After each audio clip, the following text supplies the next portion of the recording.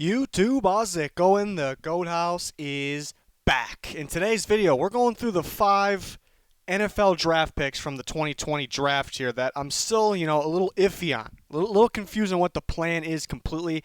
And I think a lot of people are on the same page with me. So we're going to try to break down what the plan is, maybe why they picked them, because there's obviously some logic and thinking behind the team's picks. So we're going to take a look at these.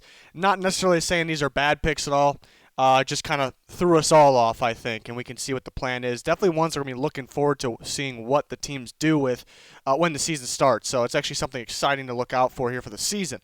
Our subscriber goal is at 50K. We're real close. Appreciate the support. We got 2 channels. You're going to want to follow that Twitter, that Instagram, everything there that you see. You'll find a link down below, description and comments.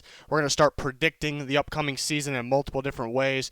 And then our podcast is making a comeback. Took a little break because the draft we were pretty busy with. But we'll be back here. Next recording should be Sunday, the 3rd of May. We're on Spotify and Apple. There's a link down below.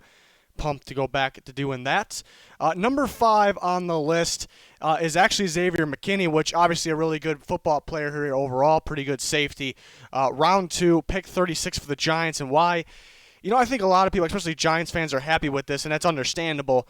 But for me, why it's a little confusing and kind of still trying to figure out the plan. It's more of interesting. With the 5 interesting picks here that I'm still very intrigued about.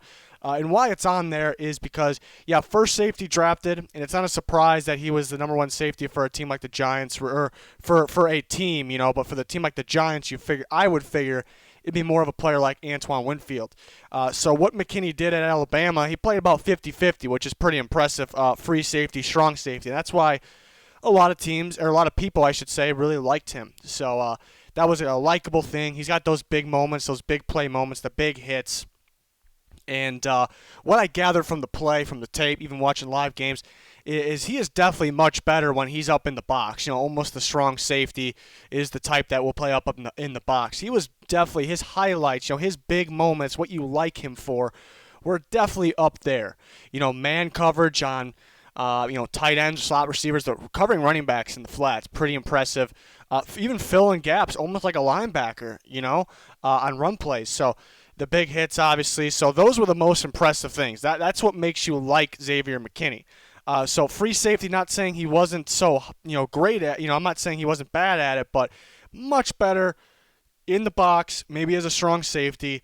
And then you kind of throw in the factor, does he have the speed, mainly the speed, but the speed combined with range in the back end, the deep end of the field, to play free safety. So everything I gathered told me he is 100% a strong safety that will come up in the box in the NFL. The Giants take him, and that made me a little intrigued and confused because, they got Jabril Peppers. They like him. I like Jabril Peppers, but he's mainly the same exact style of safety there. So they really didn't fill – it's not really about filling needs. So if you got a good football player there, you can take him. So I understand that. But what I'm curious about is who plays the free safety role, because I feel like they have 2 of the same type of safeties there in McKinney and Jabril Peppers. Julian Love was a corner from Notre Dame. They brought him in last year. They liked him in the slot. I liked him in the slot. They had some injuries in the back end, so they ended up putting him at free safety. He was okay there. So maybe the plan is to keep him at free safety. That very well could be it. But then what's the plan on the other side? McKinney versus Peppers? Are they going to try to play all 3? That's the next thing you come up with. There's a lot of picks that I'm confused by the pick at the time, and you start to think these things through. And then you resolve it for McKinney. So the next step is, do you play 3 safeties? Do you want to play what they call a big nickel? It's an extra safety that plays in the box. Either him or Peppers can play there. We'll say McKinney plays there, big nickel, and you got Peppers and Julian Love in the back end. That would make sense. But they got a long list of corners. I think they got a pretty good young group of corners too, and they keep getting more too. They had Bradbury and free agency, but they had Darnay Holmes in the draft, who's looking like he can be a solid slot corner at the next level. So you don't really play a slot corner and a big nickel at the same time. Some teams play an extra safety, some teams play an extra corner. So that's you got all these corners on this team. So that's where it gets pretty intriguing. What is the plan here? I'm almost thinking they actually like him at free safety. They like him a little more at free safety. Which we'll see how it pans out. If that was the case, I would have liked Antoine Winfield or even Ashton Davis or Grant Delpit, a little better for them if they wanted a true free safety. So very interesting. Obviously a good overall football player. Number 4 is going to be James Morgan. So go from the New York Giants to the New York Jets. The Jets take James Morgan, 4th round, pick 125. Pretty confusing still. Yeah, intrigued on what the plan could be here. Obviously they had to like James Morgan quite a bit. They took him over guys like Fromm, and Anthony Gordon didn't get drafted. Most of us thought Gordon was better, even a guy like Luton from Oregon State. But a whole round before Fromm. And there is differences between Morgan and Fromm. Morgan's got the arm strength. He's got way more of the arm strength. But my point is, what good is it if you're not a high percentage completion downfield? His receivers did drop some balls. And then, if you're kind of a highlight person, watch the highlights, which I think people that like Morgan kind of are in on that. Yeah, some of those deep balls look pretty special. Yeah, but you're not seeing all of them. That's kind of the problem there. So it wasn't really high on the completion percentage in those. Does have the strong arm. The other reason to like about him, you hear NFL teams, scouts, coaches raving about is he's a smart guy, smart kid, and he really is a really good leader, and he knows how to run an offense. He went to the East-West Shrine game, picked up the offense instantly and was able to run that playbook, and that he was just fresh into it. So that stuff's impressive. But you really only look at those things, and you really only like those things if you're really looking for a quarterback. So, obviously the plan isn't to start him, but they have to be in the back. Guys like Gase in the back of their mind have to be thinking this could be the future starting quarterback. So what does that say about Sam Darnold, who's still young, still improving? I haven't been the biggest Darnold fan, honestly. I know he can improve. But I'm really not a huge fan of this pick. The plan has to be to keep on developing Darnold even past this year. But they liked him enough to take him over some certain other quarterbacks and to take him round 4. So it's pretty interesting. And, they fell in love with the idea of just him, just kind of talking to him and, seeing his knowledge of the game. And that kind of can get in people's heads sometimes. And they spent the 4th round pick on a backup quarterback to do what, really, and how long do they have for Darnold to turn, continue to get better? We even saw him get better at the end of last year, but it's an interesting pick. Very interesting pick. Was kind of surprised by it, so that comes at number 4. Number 3 is going to be Jordan Brooks, a first rounder here, round 1, pick 27. I like Jordan Brooks. I was on record saying huge fan of his high motor game, especially in the run game. He's a guy that actually can come in day one and be, overall one of the better run defending players from this draft class right away. And early on in his career, he can be known as one of the better run defending linebackers in all of football. So that's pretty special there. I know we are in a passing league, so that doesn't give you a whole bunch of confidence. And he has struggled a little bit in coverage, but a high motor, instinctive player, fills gaps, hits the running back. He's not going to budge either. If you're short yardage, it's pretty tough to get around Brooks. If you're going to run up the middle, he's going to fill that hole. You ain't going to budge him. It's a guy you're not going to push him forward an inch, a centimeter. And he can get outside as well and get you if you want to run outside. So that's where he's most impressive. Why is this kind of a confusing pick here? Well, the Seahawks always kind of do this, but to me, he's strictly an inside linebacker. There was times where he had to pretty much do everything because it's a Texas Tech defense. But to me, by his games, by his skill set, where he's best, where he fits, it is inside linebacker. And I like him at inside linebacker. I don't really like him that much at outside linebacker. Seahawks have maybe the best in the game. Bobby Wagner, who I'm a huge fan of, had a first-round grade when he was in the draft quite some time ago, from me at least. So they're not 100% they're not replacing Bobby Wagner. So let's get that straight.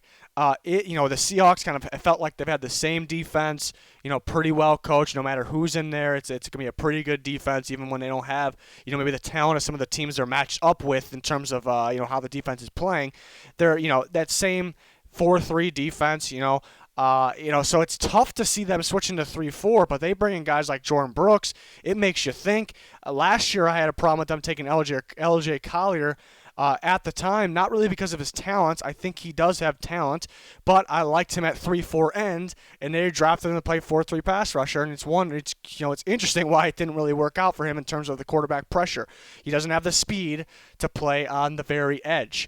So it's more and more, and you take a guy like Darrell Taylor, who I think can fit either one, but I view it as more as a 3-4 outside linebacker. So once again, the Seahawks are getting interesting. It's tough to see them actually switch. I don't really like Brooks as outside. I really like Brooks as an inside.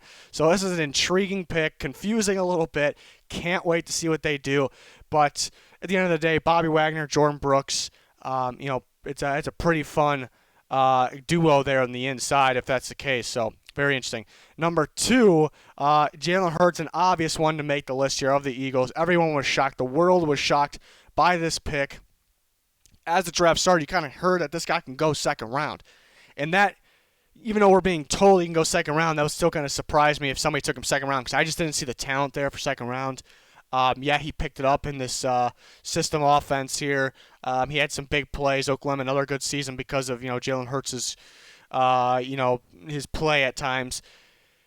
But and a pretty accurate deep ball, impressive deep ball. But a lot of the short game is what kept them, high in the completion percentage, area.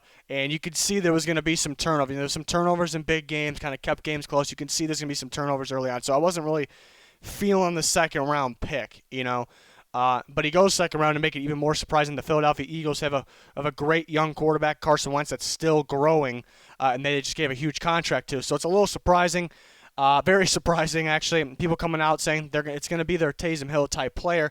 In terms of their arm talent, they may be similar, Taysom Hill and Jalen Hurts. But really, other than that, they're not that similar. They're both pretty strong arm, not super accurate, and they're pretty mobile. That's where they're the same. But other than that, I don't really see a whole bunch of similarities. I don't see them using Hurts like that. A guy that's going to take that many hits a game. Taysom Hill can take the hits. He's really not a quarterback, Taysom Hill. So I just don't see the similarities. People saying they can do that, and they very well could. I'm not saying 100% they're not going to be. They're going to have a play here and there for Hurts, but I just don't think it's the same. I don't compare the two in terms of how they'll be used. So that made it a little confusing. And, you start to bring up, Wentz does get hurt quite a bit. So I think it's important to have that good second quarterback. And I think that's part of it. They're also very good at developing quarterbacks. See what they did with Foles. He ended up getting the big contract. He's getting traded. He's worth something there. And they made him into that. So they think they can kind of finish off Jalen Hurts here. He's got the mobility. He's got the experience. Just kind of get the footwork down, the technique down in terms of a little bit of a multiple offense, actually, as I say, pro style. But Peterson very creative with that offense to see it.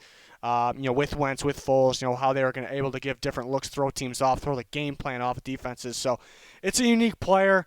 I'm really, curious to see what it means still for them. How they're going to use him. I think it's just a quality backup to them. Why do you take a quality backup in the second? They may be thinking they can flip him for something more.